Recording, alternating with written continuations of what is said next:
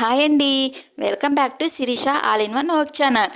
అందరికీ నూతన సంవత్సరం శుభాకాంక్షలు అండి. ఫస్ట్ అందరూ స్వీట్తోనే మొదలు పెడతారు కదండి. నేనైతే గులాబ్ జామ్తో అయితే మొదలుపెట్టాను.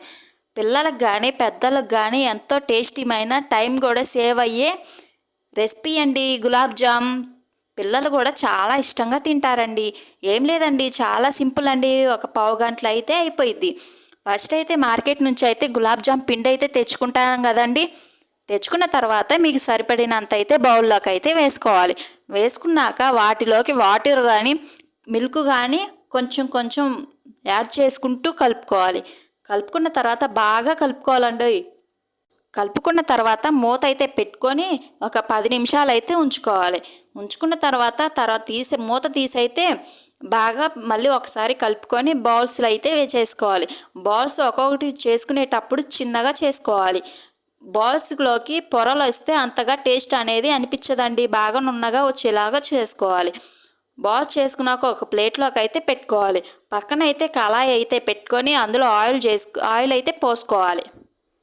పోసుకున్న తర్వాత బాగా వేడైన తర్వాత అయితే ఆ బాల్స్ అనేది వేసుకోవాలి. బాగా మీడియం ఫ్లేమ్లో పెట్టుకోండి, బాగా కాలుతాయండి. అంతేనండి, బాగా ఎర్రగా కాలిన దాకా అయితే ఉంచుకోవాలి.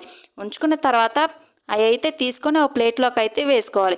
పక్కన ఇంకో బౌల్ అయితే పెట్టుకొని మరి స్వీట్ అయితే ఉండాలి కదండి. మరి షుగర్ అయితే వేసుకోవాలి. మీరు ఎంత పిండి తీసుకుంటారో దానికి తగినంత షుగర్ అయితే తీసుకొని కొంచెం వాటర్ అయితే యాడ్ చేసుకోండి. కొంచెం వాటర్ అనేది ఎక్కువ యాడ్ చేసుకోండి. ఆ బాల్స్ అనేది మునగాలి కదండి, అప్పుడే కదా టేస్ట్ కూడా అనిపించేది. ఇంకంతేనండి, ఆ పంచదార అనేది తీగ పాకంలాగా వచ్చేలాగా చేసుకోవాలి. వచ్చిన తర్వాత ఆ బాల్స్ అనేది అందులో వేసుకోండి. అంతేనండి, చాలా సింపుల్ అండి. మీరు ఎలా చేస్తారో ఏందో కామెంట్ అయితే చేయండి. ప్లీజ్ వ్యూస్ చూస్తున్నారు కానీ సబ్స్క్రైబ్ అయితే కొట్టట్లేదండి. ప్లీజ్ సబ్స్క్రైబ్ అండి. చాలా వీడియోస్ చేశాం కానీ ఫస్ట్లో ఇప్పుడు వ్యూస్ కూడా తగ్గిపోయాయండి. ప్లీజ్ అండి సబ్స్క్రైబ్.